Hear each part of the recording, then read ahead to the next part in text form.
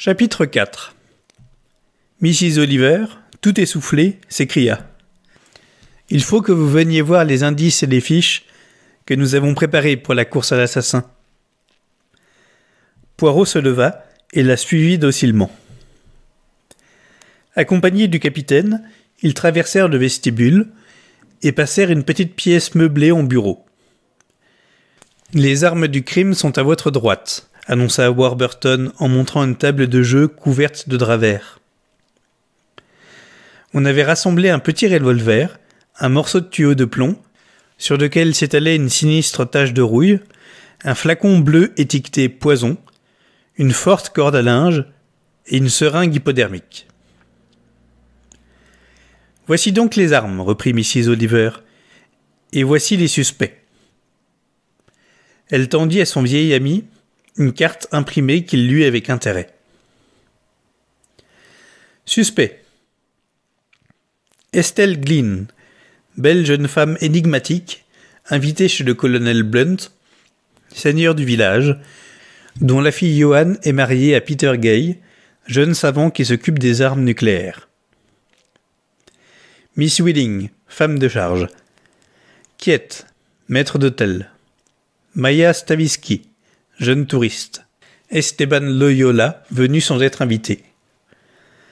Poirot cligna les paupières, regarda Mrs. Oliver d'un air vague, et lui dit courtoisement « Magnifique distribution, mais que doit faire le concurrent ?»« Tournez la carte, » expliqua Warburton.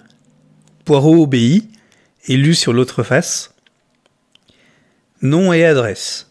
Solution. Nom de l'assassin. Arme du crime. Motif. Heure et lieu de l'assassinat. Pour quelle raison êtes-vous arrivé à ces conclusions ?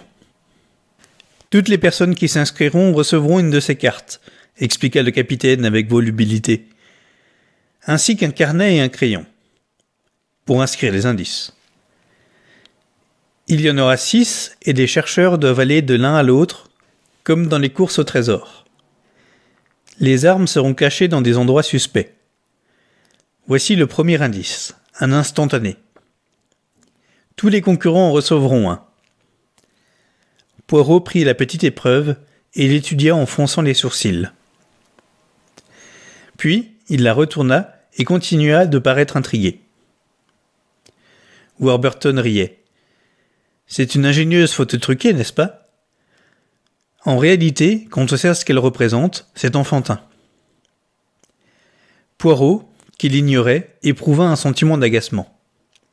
« Une fenêtre garnie de barreaux ?» suggéra-t-il. « Cela y ressemble, mais c'est un morceau de filet de tennis. »« Ah, comme vous le disiez, c'est évident quand on est au courant. »« Tout dépend toujours de la manière dont on envisage la question, » déclara Warburton en riant. « Que voilà donc une profonde vérité. » On trouvera le second indice dans une boîte, posée sous le milieu du filet de tennis. Elle contiendra cette bouteille de poison vide et un bouchon. « Vous comprenez, interrompit vivement Mrs. Oliver. Comme le flacon est automatiquement bouché, c'est le bouchon qui constitue l'indice. »« Je sais, madame, que vous êtes toujours très ingénieuse, mais je ne saisis pas bien. » Mrs. Oliver l'interrompit. « Il y a un résumé dans les feuilletons. Avez-vous reçu les feuillets ? Demanda-t-elle en se tournant vers Warburton. L'imprimeur ne les a pas encore livrés. Pourtant, il l'avait promis. Je sais. Ils promettent tous. Les feuillets seront prêts ce soir à 6 heures. Je vais aller les chercher en voiture. Parfait. Mrs. Oliver soupira, se tourna vers Poirot et continua. Il va falloir que je vous explique. Seulement, je le fais mal. Quand j'écris, mon texte est très clair, mais dès que je parle, je m'embrouille. C'est pourquoi je n'expose jamais les plans de mes romans à quelqu'un. J'y ai renoncé parce qu'on me regardait et que l'on disait « oui, mais je ne comprends pas bien. Il est impossible que vous en tiriez un livre. » C'était décourageant et inexact, parce que, dès que j'ai de la plume à la main, tout devient facile. Elle respira fortement, puis ajouta « Voici. Peter Gay, le jeune savant, est accusée d'être à la solde des communistes et a épousé Johann Blunt. Sa première femme est soi-disant morte, mais elle ne l'est pas et reparaît, car c'est une espionne, ou peut-être n'est-elle qu'une simple touriste. Le nommé Loyola vient la surveiller, et quelqu'un écrit une lettre de chantage. C'est la femme de charge ou le maître d'hôtel, et le revolver a disparu, ainsi que la seringue hypodermique tombée d'une poche au dîner. La romancière s'arrêta et parut deviner les réactions du criminologiste. « Je sais, déclara-t-elle sans se troubler, que tout cela est un galimatia. Mais il n'en est rien, et quand vous lirez le résumé, vous estimerez que l'histoire est fort plausible. D'ailleurs, elle n'a pas grand intérêt pour vous. Vous n'aurez qu'à remettre les prix, qui sont très jolis. Le premier est un étui à cigarette en argent, qui a la forme d'un revolver. Puis vous prononcerez quelques mots pour féliciter l'habile lauréat. » Poirot pensa à part lui que ce lauréat se montrerait, en effet, très intelligent. En réalité, il doutait fort que quelqu'un fût en mesure de trouver la solution, car toute l'affaire lui semblait nébuleuse au possible. « Je crois, dit Warburton en consultant son bracelet-montre, qu'il est temps que j'aille chercher les feuilles chez l'imprimeur. » « Si elles ne sont pas prêtes, gémit la romancière. « Elles le sont, j'ai téléphoné. À tout à l'heure. » Il sortit et, aussitôt, Mrs. Oliver saisit le bras de Poirot, le serra fortement et murmura d'un ton rauque. « Eh bien ? Quoi ? Avez-vous trouvé quelque chose ? Soupçonnez-vous quelqu'un ? » Il répondit non sans reproche. « Tous et tous me paraissent absolument normaux. » « Normaux ? Le mot est peut-être mal choisi. Comme vous le dites, Lady Stubbs ne l'est certainement pas, et Mr. Legg ne l'est pas tout à fait. Oh, il a simplement une dépression nerveuse. Ce n'est rien, répliqua Mrs. Oliver avec quelque impatience. Poirot n'insista pas sur ce point et continua. Chacune des personnes que j'ai vues me semble agitée, fatiguée, irritable, ce qui est tout à fait caractéristique quand on organise une fête de ce genre. Si vous pouviez m'indiquer... Chut, on vient, souffla-t-elle en le pinçant à nouveau. Poirot croyait assister à un vulgaire mélodrame, et son agacement s'intensifiait. Le visage calme de Miss Brewis s'encadra dans l'entrebâillement de la porte. « Ah, vous êtes là, monsieur. Je vous cherchais pour vous montrer votre chambre. » Elle le conduisit au premier étage et lui fit longer un couloir jusqu'à une grande pièce claire qui ouvrait sur la rivière, puis elle déclara « Il y a une salle de bain juste en face. Sir George voudrait en ajouter d'autres, mais cela gênerait les proportions des chambres. J'espère que vous serez à votre aise dans celle-ci. »« Sans aucun doute, répondit-il, en regardant avec plaisir le petit pupitre, la lampe de chevet et la grosse boîte de biscuits qui avoisinait le lit. Vous paraissez avoir organisé à la perfection. Est-ce vous ou ma charmante hôtesse que je dois féliciter ? Le fait d'être charmante absorbe tous les loisirs de Lady Stubbs, répliqua Miss Brewis d'un ton assez aigre. Elle est fort agréable à regarder. En effet. Toutefois, reprit Poirot, sous d'autres rapports, elle n'est pas peut-être tout à fait... Il s'interrompit. Pardon. Je suis indiscret et je parle d'une question qu'il vaut sans doute mieux taire. Miss Brewis le regarda fixement et répondit sèchement. Lady Stubbs sait parfaitement ce qu'elle fait. Non seulement elle est, comme vous le disiez, très agréable à regarder, mais de plus, fort avisée. Elle quitta la pièce avant que Poirot ne fût revenu de sa surprise. Telle était donc l'opinion de la compétente Miss Brewis ? À moins qu'elle n'eût parlé ainsi pour des raisons spéciales. Pourquoi s'était-elle exprimée ainsi de cette manière, devant un nouveau venu et un étranger ? Peut-être justement parce qu'il était nouveau venu et étranger. Hercule Poirot savait par expérience que beaucoup d'Anglais estimaient sans importance ce qu'ils disaient à d'autres que leurs compatriotes. Il fronça les sourcils d'un air perplexe et regarda sans la voir la porte par laquelle Miss Brewis était sortie. Puis il s'approcha de la fenêtre. Il aperçut Lady Stubbs qui venait de franchir la porte-fenêtre en compagnie de Mrs. Folliot. Toutes les deux s'arrêtèrent près du Magnolia, puis la vieille dame dit au revoir à sa compagne, ramassa son panier et ses gants de jardinage qu'elle avait déposés là, et s'éloigna par la grande avenue. Lady Stubbs la suivit des yeux un instant, cueillit une fleur de magnolia d'un air distrait, la porta à ses narines et se mit lentement en marche sur l'allée qui s'enfonçait sous bois. Avant de disparaître, elle regarda par-dessus son épaule. Michael Weyman parut derrière le gros arbre, hésita un instant, puis suivit la jeune femme. Poirot admira ce beau garçon d'allure dynamique. Il était incontestablement plus séduisant que Sir George Stubbs. Qu'y avait-il là d'étrange? Était-ce pour cette raison que Mrs. Oliver avait obligé son vieil ami à se déplacer? Elle ne manquait pas d'imagination, mais... Après tout, pensa Poirot, je n'ai rien d'un censeur. Y aurait-il quelque chose de réel dans la prémonition de Mrs. Oliver? Elle avait l'esprit brouillon, et elle ne s'expliquait jamais par quel miracle elle écrivait des romans policiers parfaitement logiques. Pourtant, son intuition de la vérité avait souvent surpris le criminologiste. « Je n'ai guère de temps devant moi, » dit-il à mi-voix. « Y a-t-il quelque chose de louche, comme le suppose Mrs. Oliver? Je suis enclin à le croire. Mais quoi? Qui pourrait m'éclairer? Il me faudrait en savoir plus long, beaucoup plus long, au sujet des habitants de cette maison. Mais qui pourrait me renseigner? » Après avoir réfléchi un instant, il prit son chapeau. Poirot ne sortait jamais tête nue le soir, quitta sa chambre et descendit l'escalier en courant.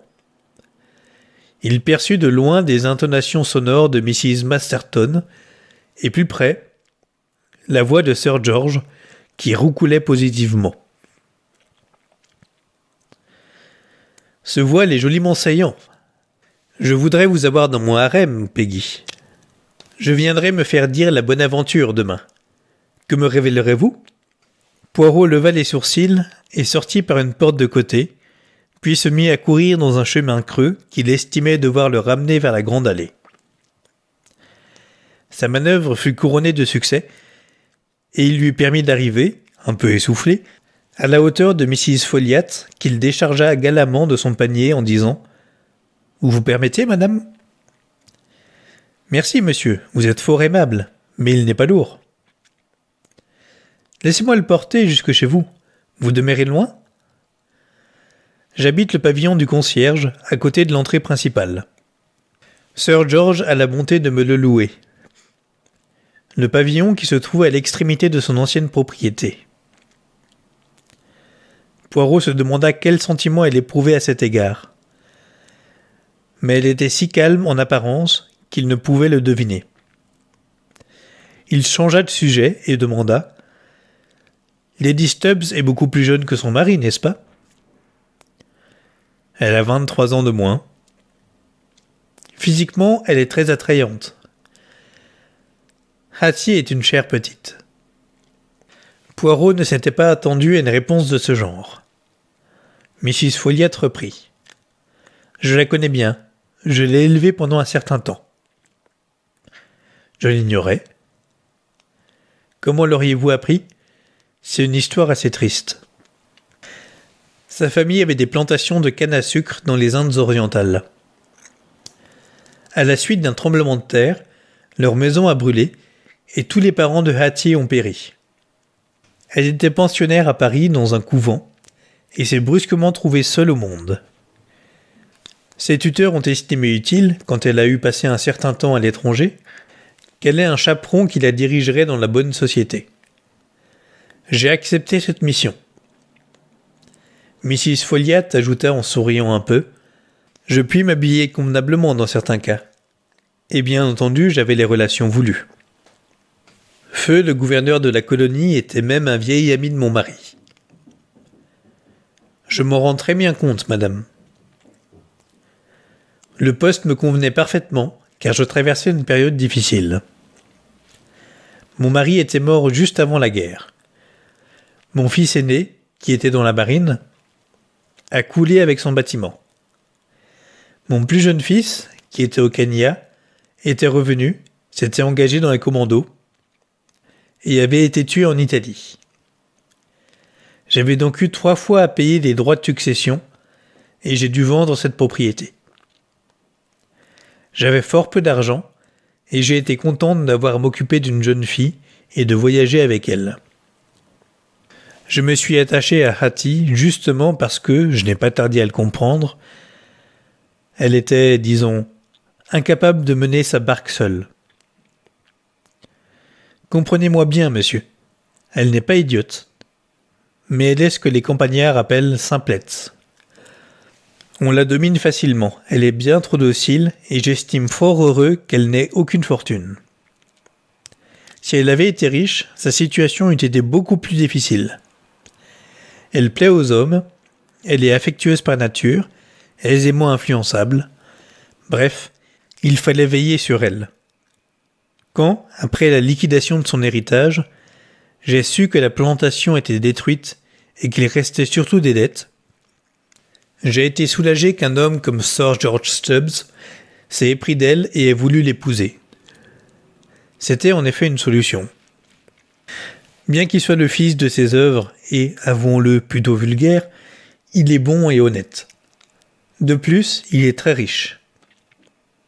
Je crois qu'il ne cherche pas une compagne intellectuelle, ce qui dans ce cas particulier vaut mieux.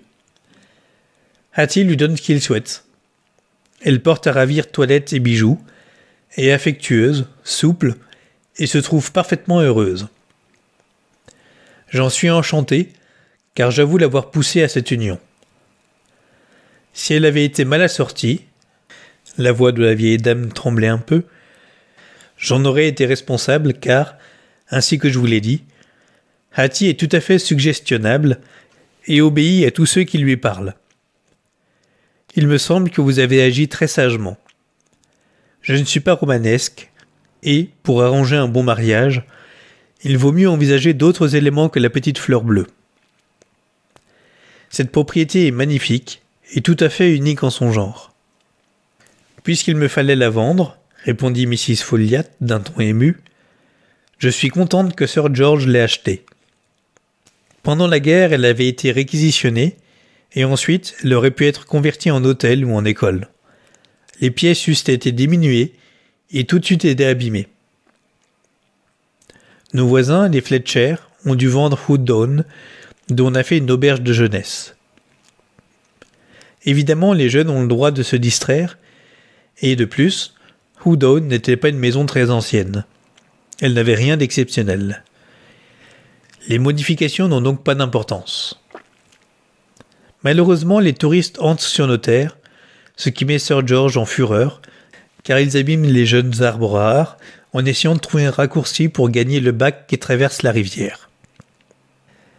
Les 2 causeurs avaient atteint la grille d'entrée. Le pavillon, petite construction blanche à 1 étage, s'élevait un peu en retrait de l'avenue et était entouré d'un jardin grillagé.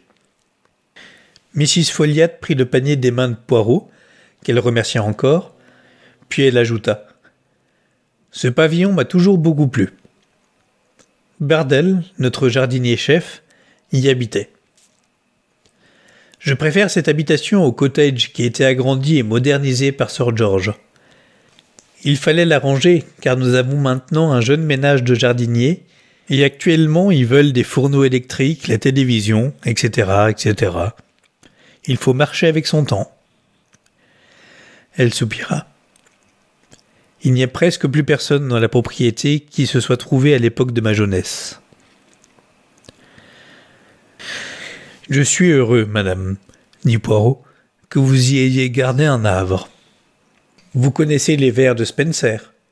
Le sommeil après le labeur, l'entrée au port après la tempête, le calme après la guerre, la mort après la vie. Nous sont agréables. » Elle s'interromput et conclut du même ton. « Le monde est très méchant, monsieur, et contient des gens plus méchants encore. Vous devez le savoir comme moi. Je ne le dis pas devant la jeune génération que cela pourrait décourager, et pourtant c'est vrai. Oui, le monde est mauvais. Elle inclina légèrement la tête, se retourna et entra dans la maison dont Poirot regarda la porte pendant un instant.